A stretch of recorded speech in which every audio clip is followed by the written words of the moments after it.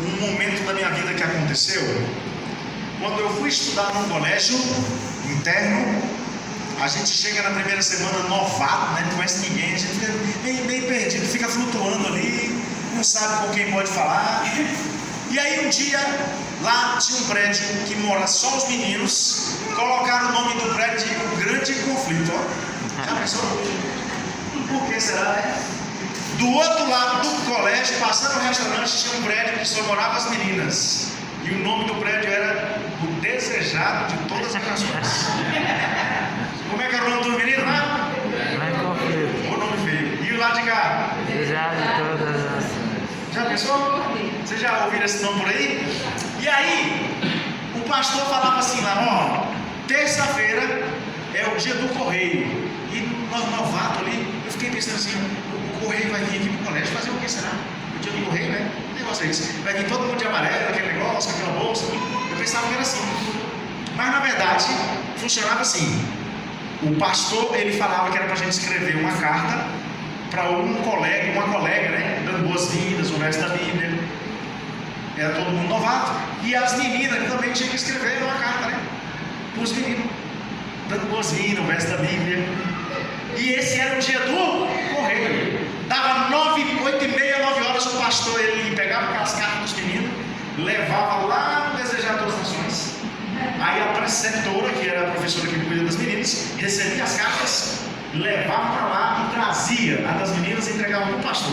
Quando chegava lá no Grande Conflito, ele chegava no meio do corredor e ele começava, João! Aí o João levantava todo parceiro, ó, ia lá buscar a carta dele.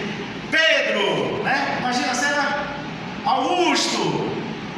E aí esse pastor chamava esse nome de todo mundo e não chamava o meu. Eu já comecei a ficar meio deprimido, né? Triste. Falei, rapaz, eu já não sou muito bonito, né? Eu não vou receber nada. E aí ele chamava. E tinha uns que ele chamava 2, 3 vezes. Me pegava aqui quando estava voltando, ele, fulano de novo. Eu menino já voltava, e os outros pensavam, olha, 2 cartas, 3, né? E às vezes algumas cartas vinham, sabe com o que dentro? Um chocolatezinho, igual esse que você comeu aí. Ganhou. Já pensou? E os dias foram passando. E eu não fui recebendo nada. Falava assim, é o dia do correio. Aí os meninos já ficavam naquela expectativa, né? Eu falei, hoje eu vou receber, né? Mas eu já estava naquela classe dos desclassificados mesmo, entendeu? Eu estava já meio... Eu já não ficava muito nem na perto dele, porque eu não estava recebendo, né? Saiu naquela época o programa da igreja chamado A Festa da Cortesia. Como é que é o nome? E essa festa era para premiar o rapaz que era mais cortês e a moça que era mais cortês. E ser cortês é uma virtude boa. É você ser educado, tratar bem as pessoas. Então naquela época, quando falou da cortesia, o que se esperava, aí eu via a menina carregando um balde, eu posso te ajudar? Já começava a carregar balde, carregar pano, carregar vassoura, ajudar as professoras. E aí no dia da festa da cortesia tinha 2 tronos, um montado para um lado, outro trono do lado de cá, e uma coroa. Então eles faziam a eleição e aí mostrava quem era o rapaz mais cortês do colégio e a moça mais cortês. E irmão, no dia da festa, sabe quem ganhou? Não fui eu não. Você pode ter pensado, não gosto de ganhar esse negócio, ganhei não. Foi um menino chamado Salviano. Olha o nome do menino. Lá da Paraíba. Salviano. Ele foi o menino mais cortês, ele ganhou. Mas aí passou aquela semana daquela festa e chegou o dia do correio. Eu já estava lá afastado, porque eu não estava ganhando nada, né? E eu estou lá, e o pastor chegou com aquelas cartas, os meninos ali, e ele, João, Pedro, Tiago, e aí ele falou assim, Marco, irmão, meu coração deu uma coisa ruim, eu comecei assim, já queria ouvir, é você, e aí eu fui lá, irmão do céu, você conhece papel toalha? Quem conhece papel toalha? O papel toalha não vem enrolado assim? O pastor sacou de dentro da sacola um negócio assim, e era uma carta em formato de papel toalha. Uma santa escreveu para mim durante aqueles dias que eu não estava recebendo nada, ela estava escrevendo. E ela colou as folhas A4. Entendeu? Se eu jogasse daqui na porta assim, ela ia se desenrolar assim, igual o papel toalha. Ô irmão, eu peguei aquele rolo, eu queria tanto receber a carta, no dia que eu recebi, eu fiquei até com vergonha. Eu passei a noite lendo aquilo lá. Fiquei tão feliz. E como é bom a gente receber uma carta, porque quando você escreve, você materializa o que você pensou. Você escreve, você coloca, você registra, aquilo ali fica para sempre. E existem cartas que mudam a vida e transformam a nossa história. E eu quero compartilhar com vocês parte dessa mudança de vida e transformação da história. Eu fiz essa introdução contando esse momento, mas há algum tempo atrás, uma adolescente ela fica grávida, e você sabe que a gravidez na adolescência é um desafio, porque a pessoa às vezes não está trabalhando, não está preparada psicologicamente, ficou grávida, às vezes o pai não assume a criança, ao invés de assumir, ele faz assumir, não é assim? Gravidez na adolescência. E a menina grávida mora na casa dos pais. De repente,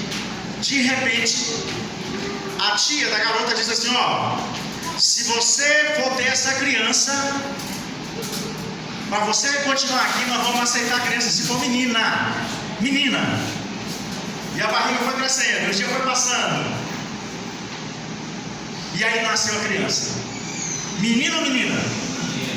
Menino ou menina? Quem acha que foi menina? Quem não acha nada, né?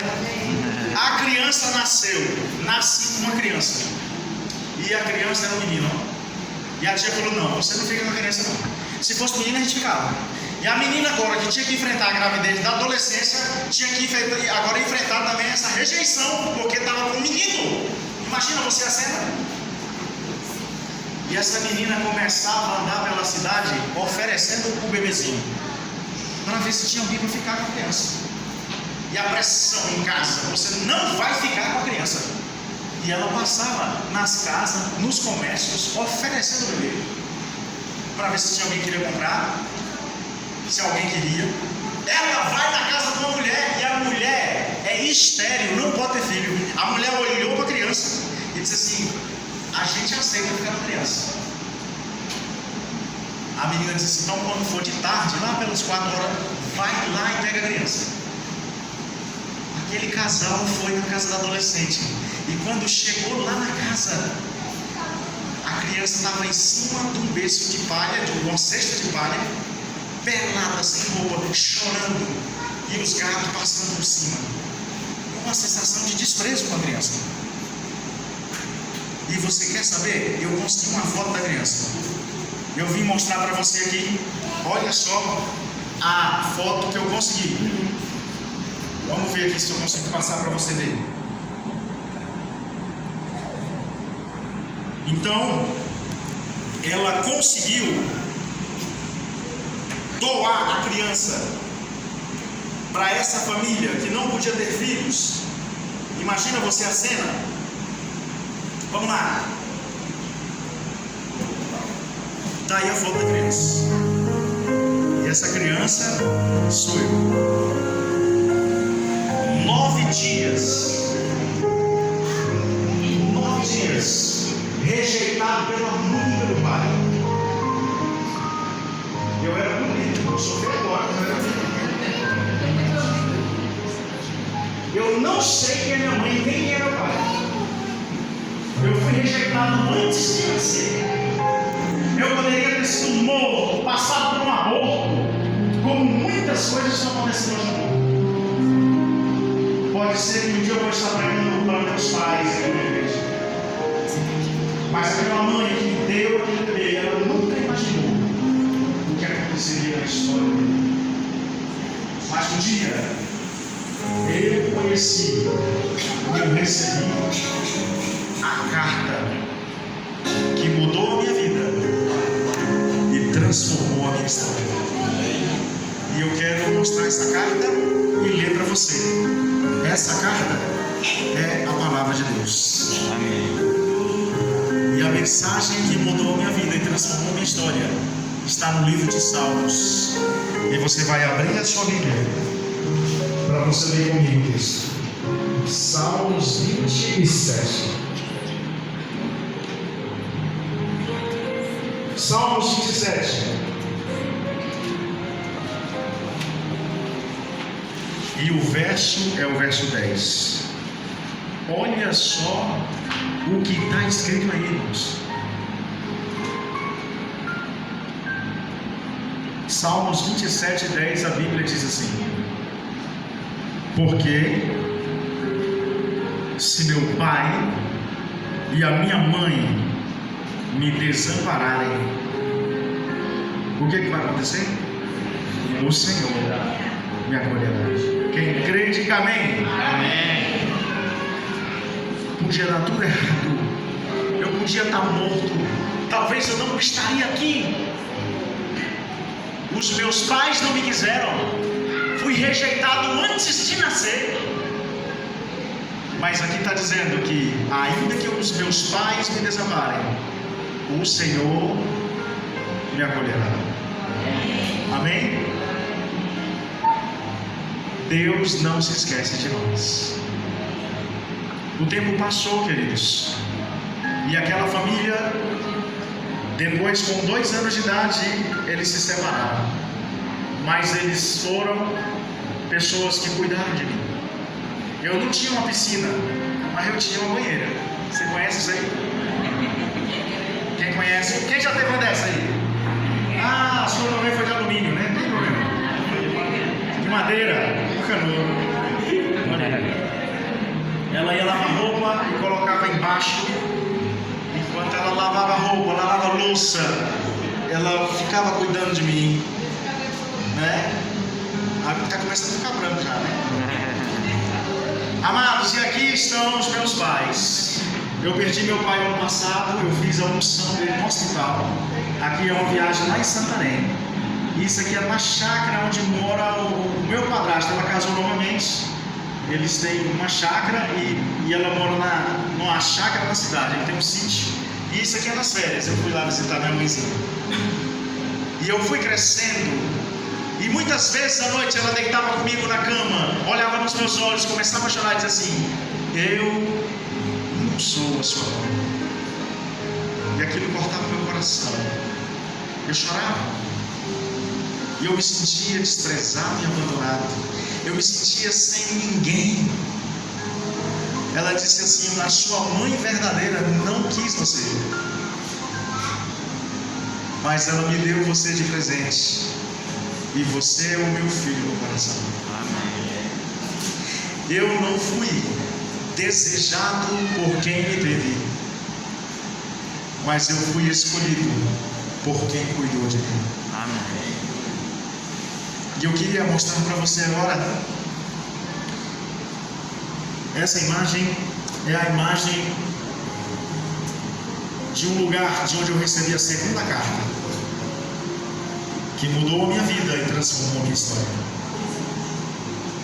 O tempo foi passando, eu conheci os desbravadores da igreja. E eu ia para a igreja e quando eu voltava, minha mãe dizia: vai para a casa dos irmãos aí agora, tu não quer ser crente? Não é eles que são a sua família? Essa minha mãe adotiva falando isso comigo. E eu me sentia mais desprezado. Minha mente voltava lá atrás. Eu ficava: meu Deus. E no sábado ela colocava a comida de tacajá, jabuti, era jacaré, era peixe bolo, era até macaco que tinha. Vai para a casa dos irmãos, não são eles a sua família. Mas Deus colocou sempre pessoas da igreja para cuidar de mim. Uma hora dessa eu estava na igreja, eu saía da igreja, alguns irmãos falavam assim: vamos filho, lá em casa para você lanchar, almoçar. Às vezes me davam um sapato, às vezes me davam uma roupa, uma calça, uma camisa. Sempre Deus colocou pessoas na igreja para cuidar de mim. E um dia eu cheguei na igreja, olhei lá no painel da igreja, o altar ali, e tinha um cartaz desse lugar. E eu descobri que era uma escola adventista. E eu fiquei pensando, meu Deus, para me viver esse inferno aqui, desse jeito, eu queria morar lá nessa escola, porque eu já ficava no meio dos crentes lá logo de vez, né? E lá dizia que a gente tinha uma data para escrever no colégio. Eu peguei uma caneta e uma folha e escrevi essa história que eu contei para vocês. Era setembro. A minha carta foi. E em novembro, dia 22 de novembro, a carta chegou. E na carta dizia assim: parabéns, porque você fez a melhor escolha da sua vida. Sem dúvida, estudar em uma escola como esta é a melhor decisão que um jovem pode tomar, porque prepara ele para esta vida e para a vida eterna. Amém. Parabéns, porque você foi contemplado com uma bolsa de estudos. E estamos felizes e esperamos receber. Assinado pastor Carlos Augusto da Silveira Pacheco. Essa foi a segunda carta que mudou a minha história e transformou a minha vida. Quando eu recebi a carta, minha mãe não sabe ler nem escrever. Eu cheguei e falei: mãe, a carta chegou do colégio que eu escrevi. E a carta diz o quê? A carta está dizendo que eu ganhei uma bolsa. Eu acho que ela pensou que era uma bolsa que botava na costa assim. Não, mãe, é uma vaga, é uma bolsa de estudos, é uma vaga lá no colégio. E aí, você vai? Eu falei assim: não quero ir. O que a senhora acha? Problema seu, isso aí que decidi. E dia 15 de dezembro, eu deixei a minha mãe na rodoviária com os olhos cheios de lágrimas para mudar a história da minha vida. E quando eu cheguei nesse colégio, lá se confirmou o desejo que eu tinha no coração de ser um pastor. E esse pastor Carlos Pacheco, um dia pregando no sábado, ele olhava para os alunos que sabiam dos seus sonhos e dizia assim: Diego, você vai ser um advogado, Júnior, você vai ser um médico. E aí eu sentado no canto da parede, ele falou: Marco, você vai ser um pastor. O tempo passou, os sonhos se realizaram, porque os sonhos de Deus são maiores do que os nossos. Aqui é o portão de entrada, aqui é o prédio de aula, aqui é a portaria, e você entra e atravessa essas duas represas. Por cima da represa tem a estrada, lá no fundo tem um grande conflito, e aqui atrás o desejado das nações. Daí deste lugar, Deus me deu outra bolsa de estudos, que foi no NASP em São Paulo. E aí começou a faculdade, porque antes não era faculdade, era dificuldade. E nesse lugar nós formamos essa que é a igreja. Tem cerca de 2.000 pessoas no sábado.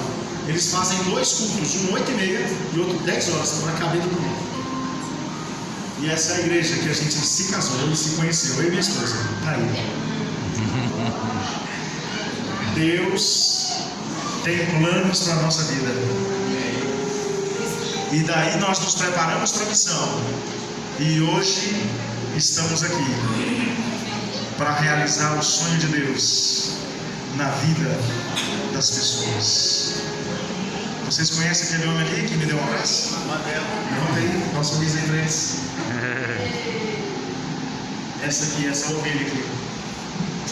Parabéns, tá?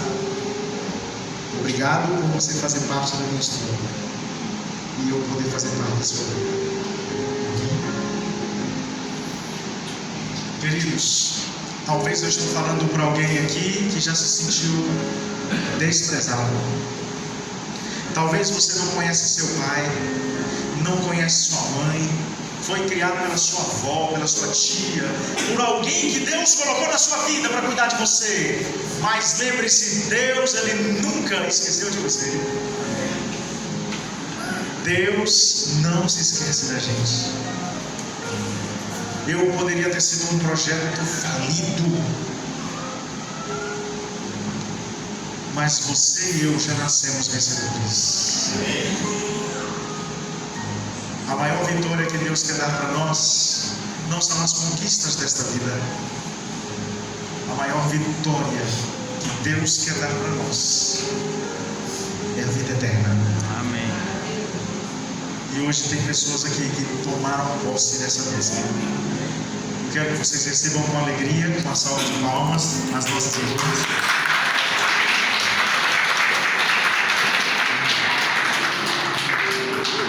Elas estão elegantes, não, gente? Olha aí. Nesse momento, vai passar o som. Nesse momento, elas vão ter aqui agora um momento que elas vão fazer um voto de compromisso. E o compromisso não é comigo. Esse compromisso é com Deus. Amém? Amém. Nós vamos chamar o ancião aqui da igreja, o Léo, para ele fazer esse momento e depois fazer uma oração. Enquanto a gente se organiza, se prepara para o momento do batismo.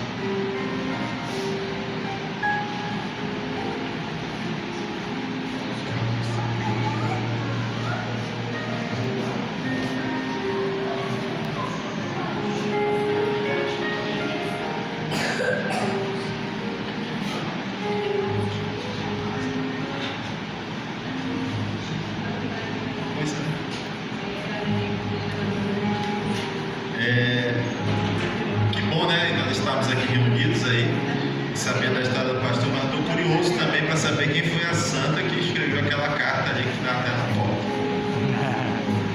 Não descobri ainda, né? Vocês estão curiosos também? Mas a Tainá só vai contar quem foi a santa que escreveu a carta. É o seguinte, a Fabiana e a Manuele e o Asa, olha.